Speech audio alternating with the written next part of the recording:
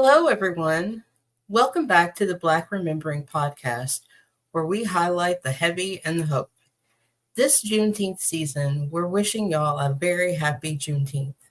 My name is Shana Goggins, and I'm the Federal Grants Navigator at the Black Appalachian Coalition, or BLAC for short. This is another episode of our Black Jubilee series in honor of Juneteenth and the ongoing struggle to enjoy full freedom. All month, we have highlighted what Black community leaders are doing to liberate Black Appalachian communities. This is a special episode for Black's anniversary with Bishop Marcia Dinkins, founder and Executive Director of BLAC. We will be talking about BLAC's mission and our work on the intersections of environmental and social justice, as well as storytelling. Happy Juneteenth, Bishop Marcia. How are you feeling today? Happy Juneteenth to you too, Shana. I'm feeling good today, even though we have a heat wave going on here. I'm good. How are you? Absolutely. We have the same heat wave going on in Kentucky. So my plan is to hide in the house as much as possible. I know, right? So let's get into it, shall we? Since it's Juneteenth, I have to ask you this question. What does Juneteenth mean to you? Whew.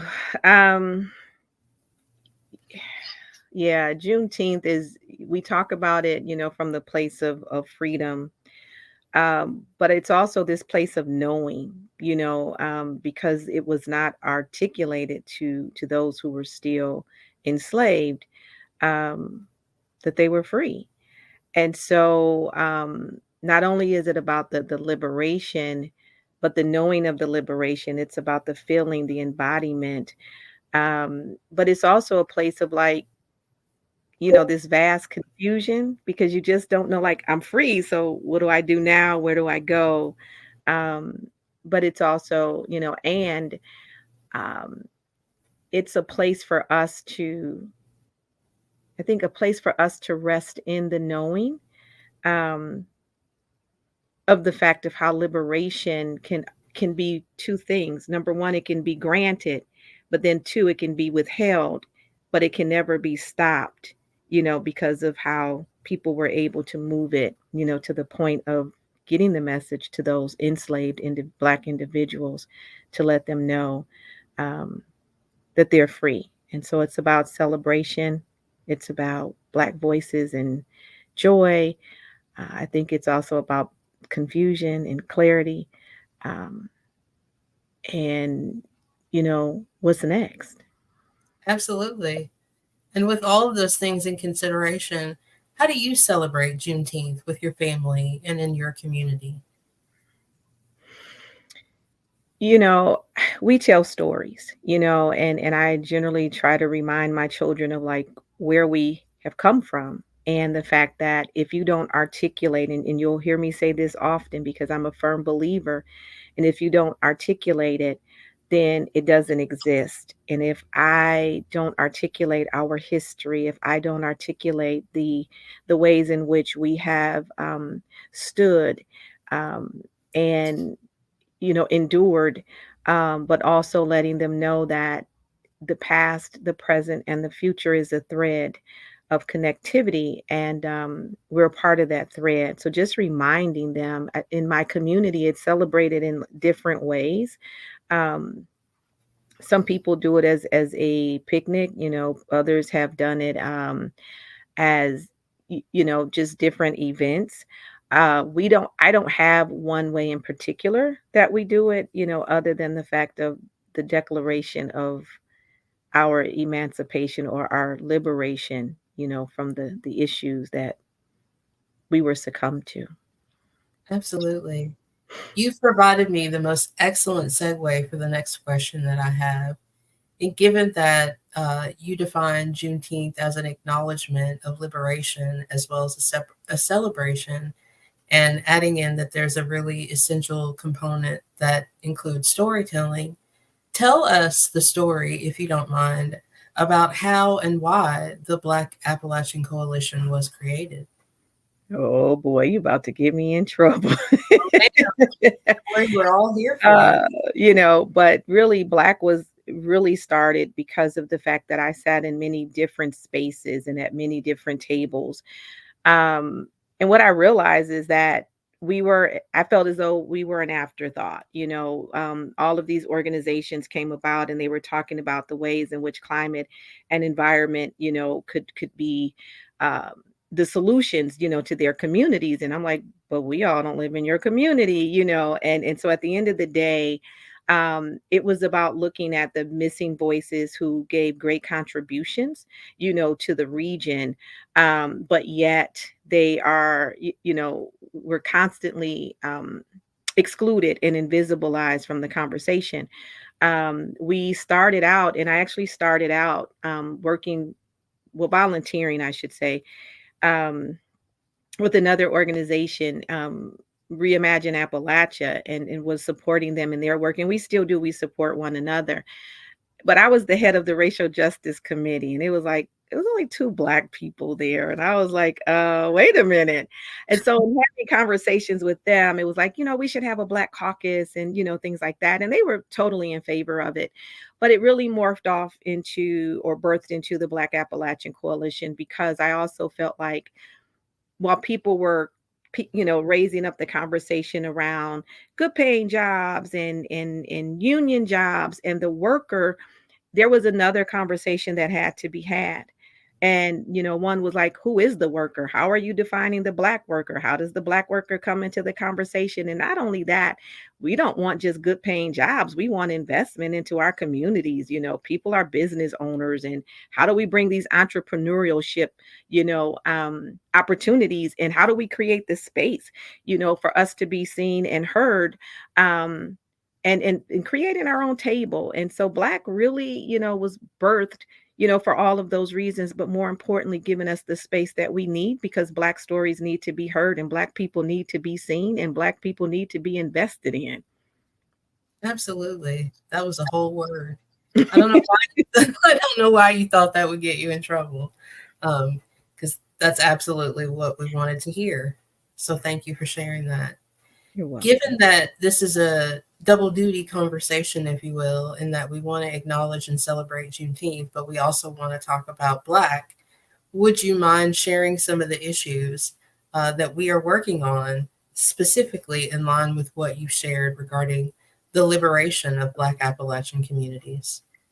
Well, if it's in specific to the liberation of Black Appalachian communities, then it's attached to the narrative, because the narrative is what continues to keep the picture of Appalachia looking as though it is only about white poverty and white pain.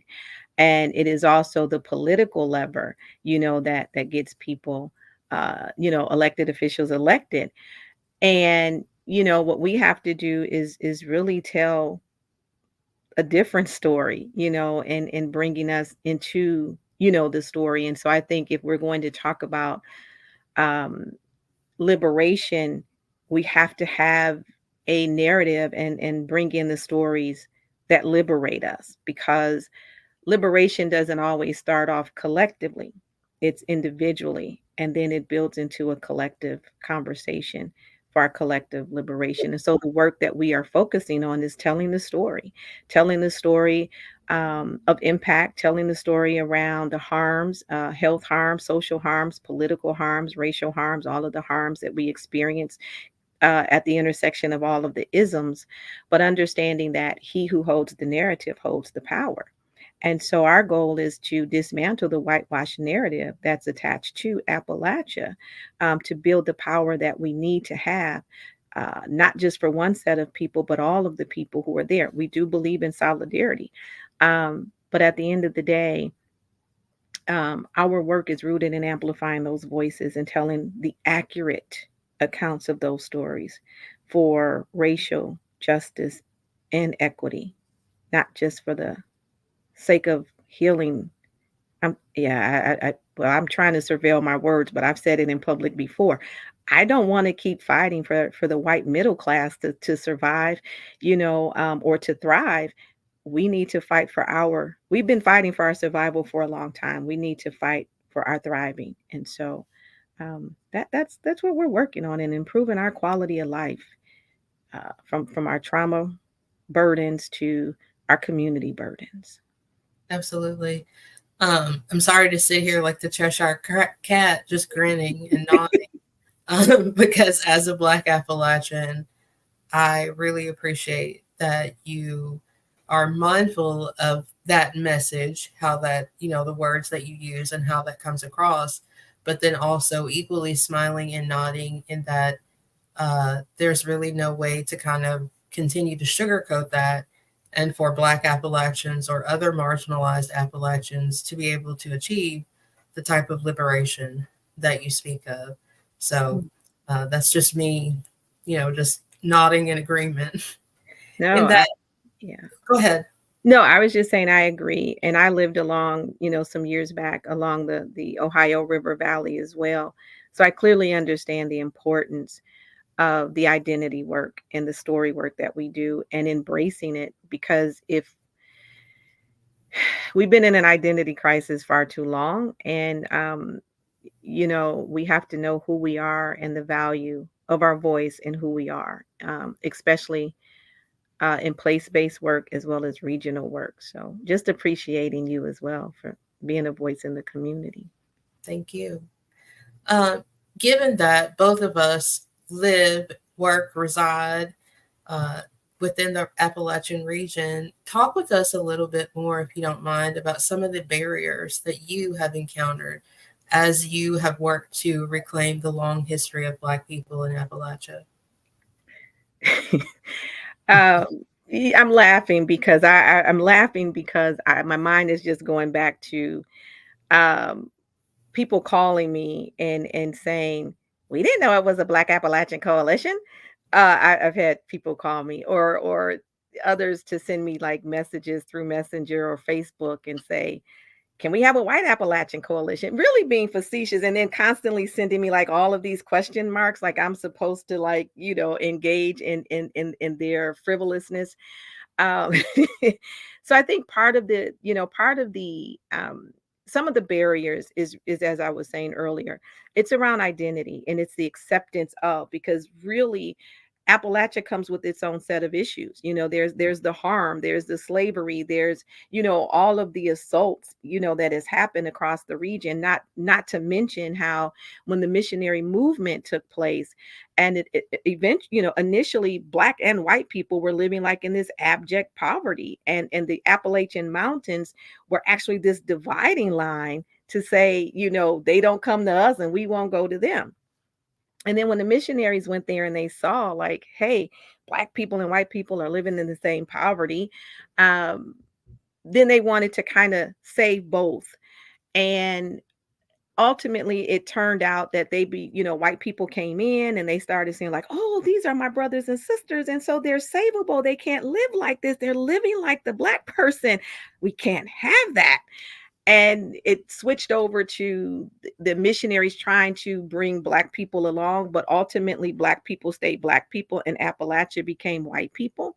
And so that's one of the biggest barriers, because of those harms and the fact of, why do I want to identify with the harm? Why do I want to tell the story of the harm? Because it's been collective trauma and collective harm.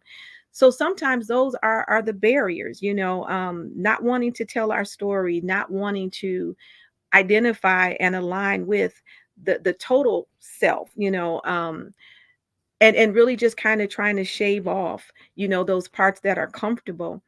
And I know that it's not comfortable, but we have to own that, and we're talking about liberation, but part of liberating ourselves is being able to own our past, some of the things that have happened to us, while also desiring and writing out the future that we want. And I think some of the issues have come, is that number one, seeing ourselves, knowing ourselves. Number two, people trying to label us as though we don't exist, or that we're not happy about it, when I've seen people, embrace and be joyful about it, So I would say some of those barriers are really just the stories that are being told, and not wanting to embrace the harms that have come with it. but then also knowing there are people who will embrace it and say, I'm a proud Appalachian, I'm Black, I'm female, I'm Appalachian, and I'm proud about it. But then another barrier is like, how do we get people to move, especially Mhm. when it's a lot of apathy and despair, and then people have to contend with their everyday things, versus being able, to fight. And so those are just some of the challenges, but it's not that we can't, get over those hurdles. Absolutely, absolutely. A part that really resonated with me that you spoke of is the reclaiming. There was a period of time in which I taught an introductory course in Appalachian Studies, and I was apprehensive to teach that subject because of just what you spoke of. The common perception is that Appalachian culture and history that does not belong to people that look like us. Um, and I realized, with age comes wisdom, that I had spent too many years of my life denying those aspects of myself because of what someone else said. Mhm. So I really appreciate the words that you shared with us today, and also creating the Black Appalachian Coalition, in that you are allowing people of color to embrace what has been theirs all along. So I will be forever grateful for you and many others for doing that work as well. And so, to kind of tie all of this in and together, we're talking about liberation. We're talking about overcoming disparities, and we're talking about improving the overall quality of life for Black Appalachians, which then has a ripple effect on the region as a whole. So let's say there's an audience member, someone who is watching this today, and they are desperately searching and seeking on how they can also work to liberate their communities. What tips, tricks, suggestions, or even advice would you offer them? First of all, I think, you have to understand what the community wants. Just because you're in a place of reclamation or reclaiming, and you want to fight and you have this understanding, you can't make the assumption that other people have it. So part of liberating your community is knowing your community and what your community needs. What's the tone of the community? What's the culture of the community? What does the community embody? What's the conversations that they're having? Are people, um, so really just having this really clear analysis on who you're wanting to walk with to be free. And then understanding, we use words like liberation and power and community. But how are people defining that? Community is not what it used to be. I mean, community back then was I could come to your house, Shana, and knock on the door and say, "Hey, do you have some sugar?" And community slap, AKA mutual aid, would give me half a bag of sugar, and I'd probably give you half a dozen of eggs. And so part of that is like, but we knew each other enough to engage and build relationship with one another. So we have to get back to the point of having community in order to free community. First of all, because we don't know our neighbors anymore. Our neighbors are not looking out for us like our Mhm. neighbors used to look out for me when I was a little girl. Um, our neighbors don't necessarily have the same lens or look through things through the same lens that we look through. Back then I think we had like this shared understanding and this shared vision and this shared mutuality and respect, to where we could build, and we had the relationship to where we could talk to one another. And even if we staged our sit in, and I used to say that, you sit in the house and complain, you sit in the car and complain, and you sit in the restaurant and complain, there was still people who were willing to get up and activate.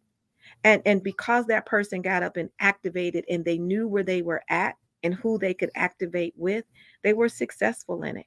So we really have to get back to the if you want to liberate your community, go back to some of the basics. Get to know, have those porch conversations. If you got a porch, have those stoop conversations. Have those conversations and get to know one another, because part of freeing ourselves is knowing ourselves so that we can build with ourselves. If we're not on the same track, then we're not going in the same direction. And, if we can't agree, then how do we go along with one another? So I would just say, get to know people first. And once you know them, you know what they're what's going on around them, and you'll be able to understand, how do they see liberation? How do they even think it's possible? Hmm. How do they understand power? And is that one of the barriers? And then thinking together, once you can come together after building that relationship, what's the common solutions that you need to improve your quality of life? And don't try to go broad. Go 4 or 5 neighbors, but just get started. And don't go in there with a surrogate and a savior attitude, because you can't tell everybody what they need and you can't stand in the gap for everybody. Go in there with the intention of building relationship and getting to know one another and getting curious like we were before. Um, and let's create the possibilities that set the framework for that liberation in our communities and in our city, in our state, in our nation. Absolutely. Thank you so much. Um, there has been a lot of time and research and pieces written about Appalachian values, and so many of the things that you shared with us today, and talking about what Juneteenth means to you, how you celebrate Juneteenth within your family, the community, the origin story of the Black Appalachian Coalition. I can't help but think about the Appalachian values that are very evident in the words that you shared, and that there's a deep love for the region, there's a deep love of the land, community, and family. And we thank you for that, absolutely 100%. And we thank everyone else who works really hard to display and carry forth not only the Appalachian values, but values and really wonderful attributes and characteristics that Black and Brown people have been sharing with their community members for so many years. So I just want to say thank you so much for taking the time to talk with us today. Is there anything that you would like to add in conclusion?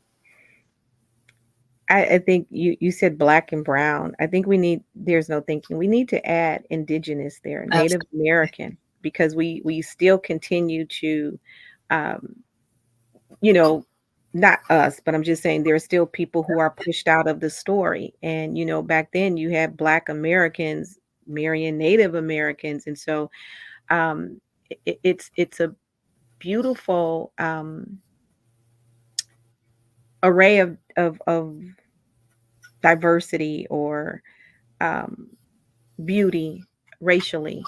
And Mhm. I'm really fishing for the words because we know some of these things are social constructs.